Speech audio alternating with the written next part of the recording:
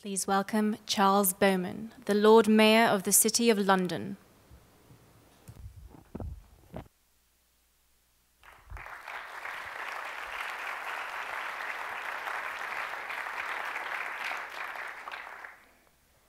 Well, City of Chicago, ladies and gentlemen, thank you so much for the very kind invitation to join you all this evening for the Global Cities Forum. And may I say, it is a real pleasure to be back in Chicago. Whenever I return to the States, I'm always reminded of my post-high school, pre-university travels to this great country.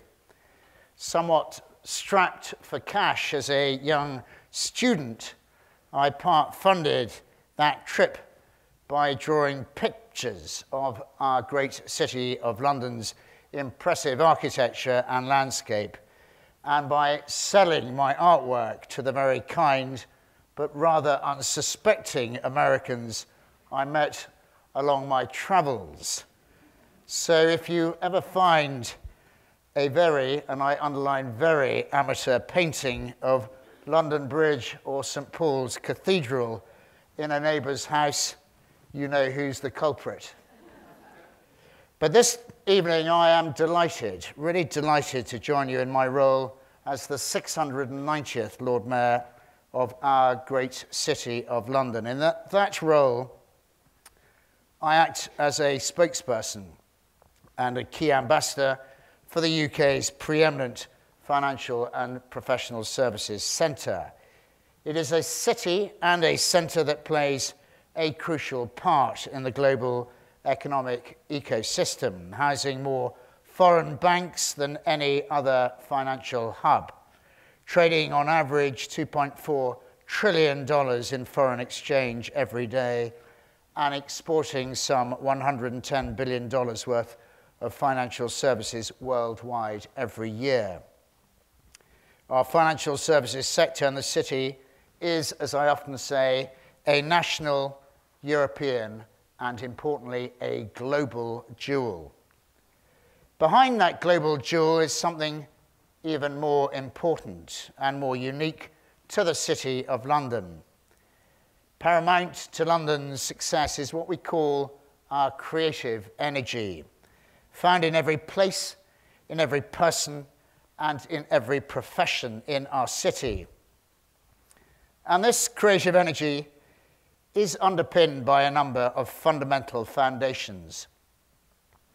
Our rule of law, culture, history, access to talent, diversity, education, taxation, regulation, innovation, infrastructure, time zone, language, security, probity, and a great place to live and work.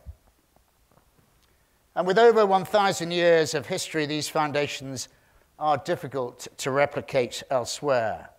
If they could, they would, but hitherto they haven't, and so long as we are not complacent, they won't. I mentioned probity in that list because there is one ingredient that, in creating a better city for all, matters perhaps above all else, and that is trust, the theme of my mayoral year, and the subject I want to major on tonight because it really does matter above all else.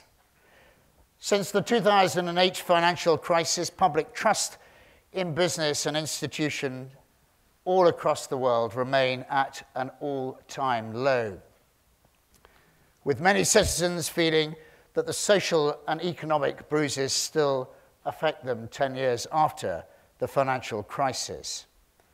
Bearing this out are the 2017 and 2018 Edelman Trust Barometers, which show a huge drop-off in public trust in institutions, not just in business, but in the institutions of government, media, and NGOs.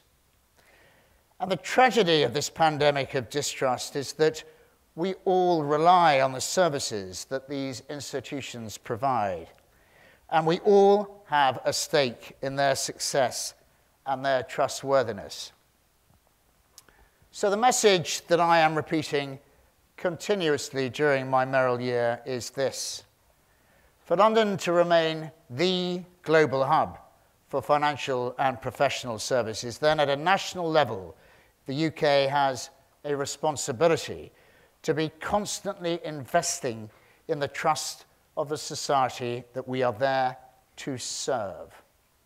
And that internationally, we must demonstrate that London continues to invest in being the trusted cluster of choice.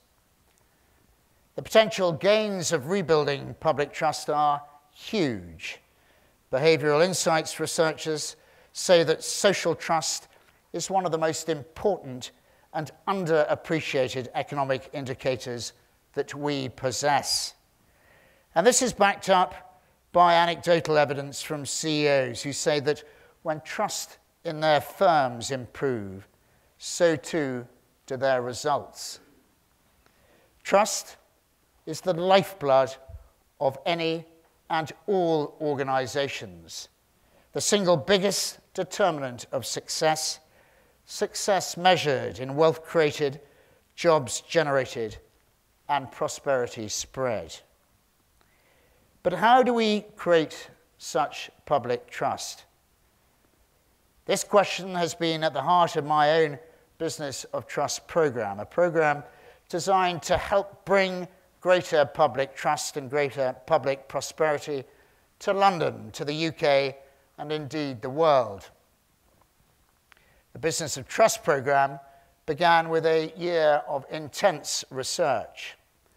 My team in London started with a business review, reviewing the many thousands of man-years of activity that professional bodies, businesses, and institutions have put into professional standards, codes of conduct, and ethics. At the same time, we collected public feedback, speaking to what we called citizens' juries. These gathered members of the public for debate and discussion on the theme of trustworthiness in cities up and down the UK. Each was broadly representative of the British population in terms of age and gender and background. We then condensed the business review and the public feedback down to their key points. And this allowed us to draw comparisons between the two. And we were very pleased to find that they reconciled with one another with very, very little amendment bar language. And from there, we were able to create 5 civic guiding principles for building trust. Competence and skill. In short, business must do what they do well. Integrity. Business must do the right thing. Value to society. Business must have a wider purpose. Interests of others. Business must focus on the customer and other stakeholders. And clear communication. Business must communicate transparently and clearly. These principles and the research behind them can indeed be found in the Business of Trust publication, accessed via my own Twitter page, which is @CityLordMayor. And over the last 6 months, I've been using my role as Lord Mayor of the City of London to promote this trust agenda, highlighting our research and encouraging organisations to engage with and adopt the Business of Trust principles. And I'm pleased to say that the programme has been met with huge enthusiasm, both home and abroad. And the early results show that 95% of people we've spoken to believe that the civic principles can help to develop trustworthiness. But the principles of Business of Trust need not be solely confined to business.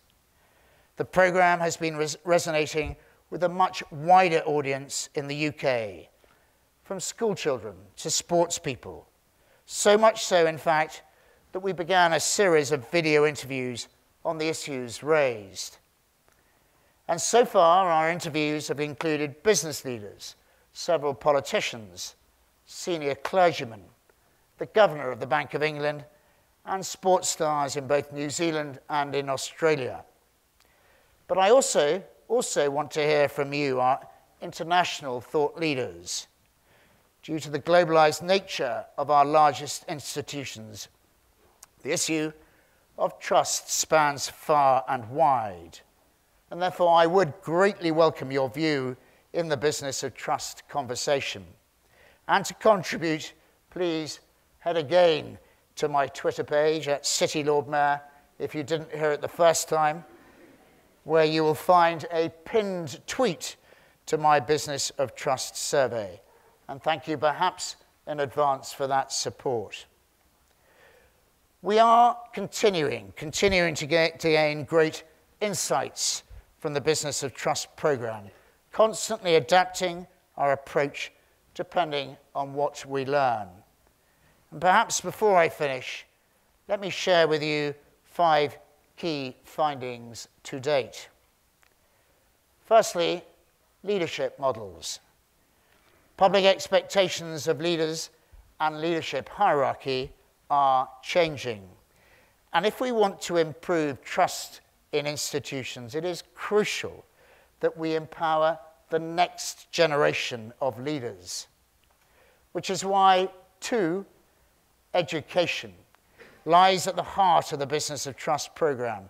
From the classroom to the boardroom, trust must be a topic which is discussed openly and honestly. Thirdly, technology. Technology must be looked at as a tool to facilitate rather than to undermine trust. It provides an accessible platform for providing our stakeholders with a clear communications channel. And as one wise fintech CEO said to me recently, this 4th revolution that we live in today is both a technology and a values revolution. The two are intrinsically linked. Fourthly, social purpose. Business must do a better job to define, communicate, and explain its social purpose. And this is particularly relevant to our sector and to our great city, where we are encouraging businesses both individually and collectively to communicate that social purpose. And our own City Giving Day, engaging all employees of the City of London, happening on the 25th of September, is one such initiative supporting that collective engagement. And fifthly, and arguably most importantly, personal responsibility. And time again, this is proven to be the crux of the trust issue. And I'm pleased to say that through my many interactions with people from all walks of society, that penny is finally beginning to drop. Rebuilding public trust is by no means an easy task. Trust is hard to win and easy to lose. It arrives on foot and it leaves on a galloping horse. But re-earning public trust in institutions is essential for the stability of our society.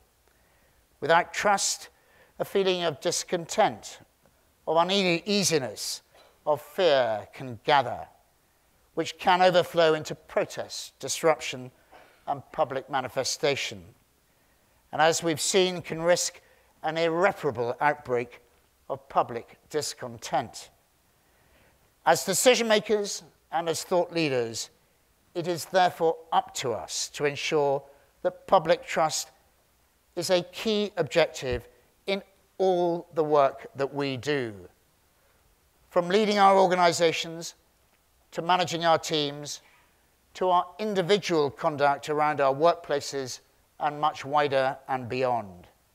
Step by step, we have a duty to develop trustworthiness and public trust, and constantly build and fortify the bridge between society's citizens and its leaders.